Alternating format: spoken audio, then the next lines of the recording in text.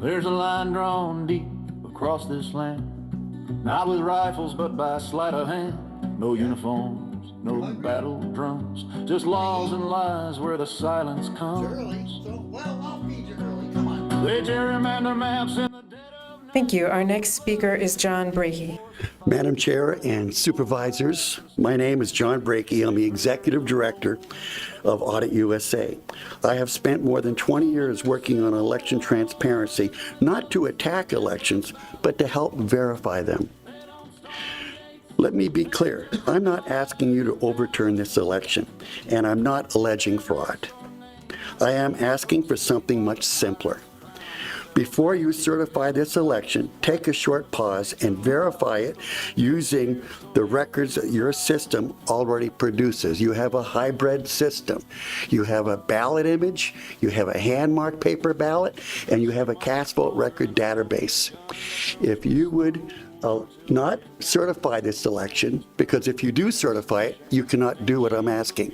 We've already met with Adrian Fontes.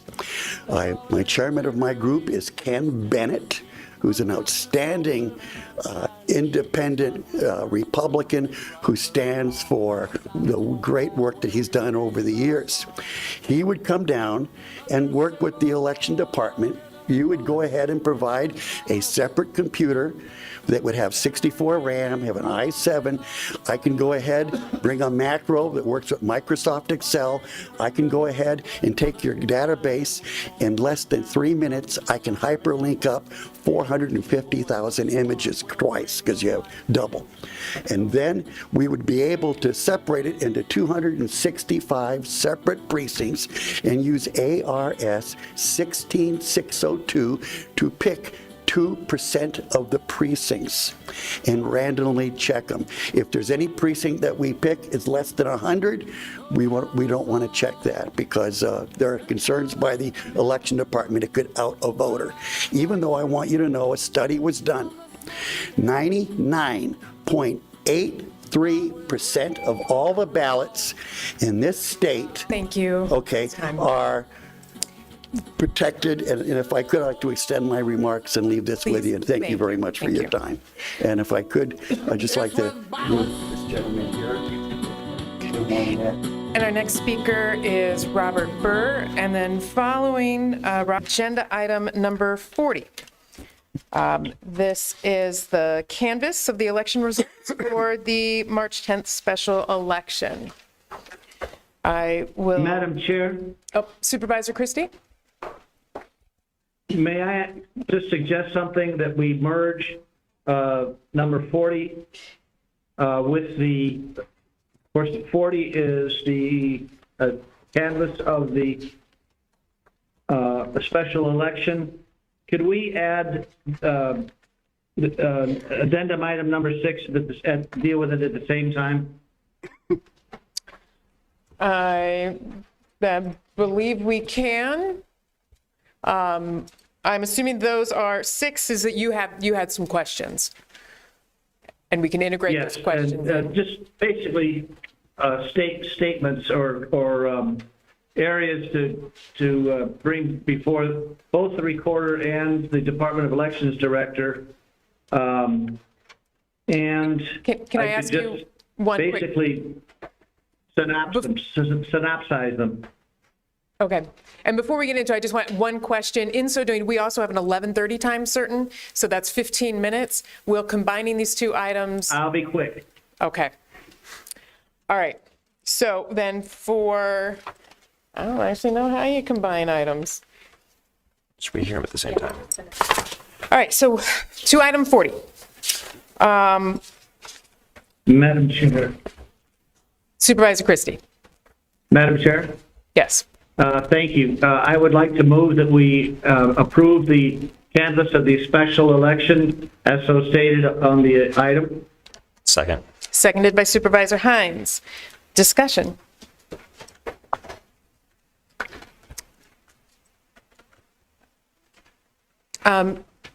Are any of our guests today here to speak to the item? Or just? All right. Okay. Madam Chair, Supervisor Cano. want to make very brief comments thanking our elections and recorders team for their diligent work in this election. Their work always is stellar, and of course want to thank hours they put into this successful election. And to the voters, thank you for participating. All right. All those in favor? Aye. Aye. Opposed? Canvass of the election passes 5-0. And then on to, it is addendum item number 6. 6. Supervisor. May I proceed, Ben? Yes. First of all, I want to thank both the recorder and our elections director for attending today. I'm sure after the election and all that it entailed, they're probably breathing deeper, and probably Director of Elections is sleeping easier. Ms. Hargrove, I hope you are anyway. First of all, I want to thank Director Hargrove. She reached out to our office at the beginning of the month and was very proactive. And I just want to share what she is suggesting when we have brought up, or I brought up in the last meeting, that both the recorder and the elections director generate an after actions report on the special election we just went through. And Director Hargrove writes to me, she says, "You mentioned an after-election report during the meeting yesterday. What type of information do you have in mind for the report? Are you looking for statistical information related to ballot processing, or more of an overall explanation of events with ballot information? For instance, I can include the Board of Supervisors' approval to call the election, the IGA and statutory requirements, the cost of the election, and authorized fees, and a few years of ballot processing comparisons. Please let me know what would be most beneficial for your constituents." That was a very proactive action on the director's part. I'm very grateful for it. And to respond to her inquiries regarding an after-actions report, Director Hargrove, yes to all of the above. That would be a very comprehensive after-action report that I would very much appreciate, as you outlined in your conveyance to me. I'd like to ask and one other thing. There was a memorandum just sent out regarding ballot proofing and call center functioning. If Director Hargrove could include an analysis of those items in her after-action report, that would be most helpful and appreciated too.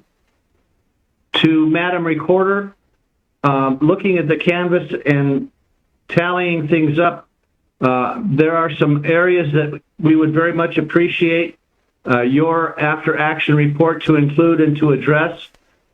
Beginning with, we would like a breakdown of A, the number of ballots received by mail, B, the number of ballots received at each early voting site, C, the number of ballots received by the vote mobile, D, a trend analysis of total amount of ballots returned, quote, unvoted, and E, the number of days the observers were allowed and at what locations. Those breakdowns would be much appreciated and very insightful.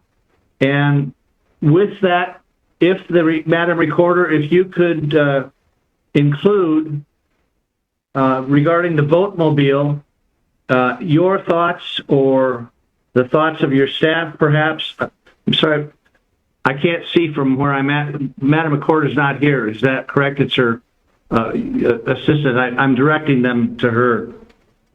If you could include regarding the vote mobile opportunities as you assess them for improvement and an in-depth report of its intended use in the future, its functionality, its equipment, its staffing, and further utilization. If the recorder's office could provide that in their after-action report, it would be most comprehensive and I think very illuminating to all of us and answer a lot of questions that are out there. And as far as timing, I would ask both the recorder's office and the elections director to determine at this point would a month from now or next month at one of the meetings, how soon could these after-action reports be compiled? Chair Allen, Supervisor Christie, a month is sufficient. And that was Director Hargrove, I believe? Indeed it was. And from the elections department, or excuse me, the recorder's office? Supervisor Christie, the recorder's office can also provide that information within a month. Within a month, that would be fine from our standpoint and very much appreciated. And I think I gave you 5 minutes cushion, Madam Chair. All right. One quick thing. Thank you. Supervisor Hines. Thank you. I just wanted to acknowledge the immediate past chair of the RTA board, Mayor Winfield, who is with us today, and as well as Mike Ortega. And under their leadership, we got the RTA to the ballot and successfully approved by the voters. So I just wanted to acknowledge their help, as well as, of course, Jan Leschers, the entire technical management committee, Catherine Skinner, and so many others. So thank you all. Thank you for being here. I echo that. Thank you for being here. And thank you to our elections leadership for being here as well. But more importantly, for running effective elections. Thank you to all your team members. Okay. That's it for item 6 on the addendum. They erase your name with a keystroke sting while the tyrants crown themselves as kings. Yeah, the fight is quiet, but the stakes are loud. It's the vote they fear, so they thin the crowd.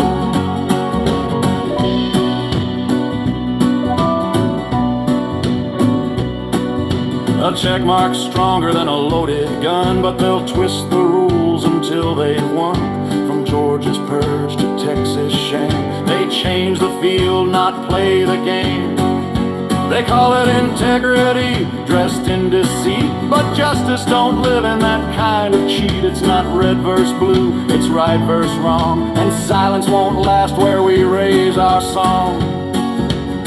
The new Civil War isn't with bullets, it's with ballots, and every name they drop is a stolen palace. But we remember who bled for this line, and we won't back down, not this time. It's the vote they fear, the voice, the spark will bring the light, they can keep the dark.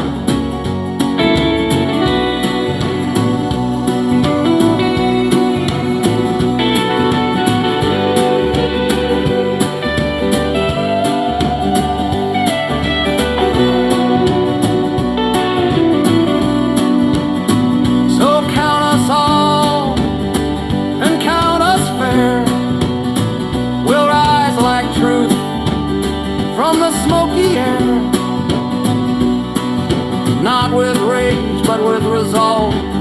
This is how a nation evolves. The new Civil War isn't with bullets, it's with ballots.